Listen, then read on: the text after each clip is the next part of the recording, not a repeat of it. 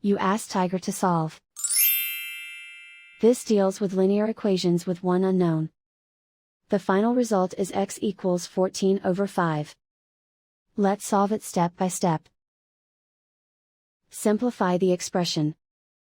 Expand the parentheses. Simplify the arithmetic.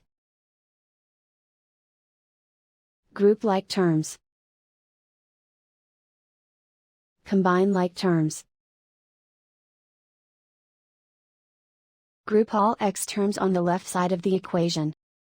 Add 3x to both sides. Group like terms.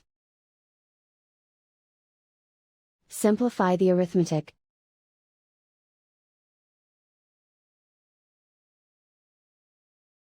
Group all constants on the right side of the equation.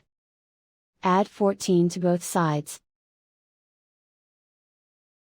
Simplify the arithmetic.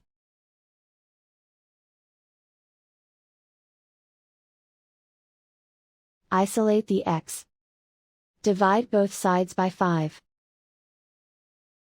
Simplify the fraction.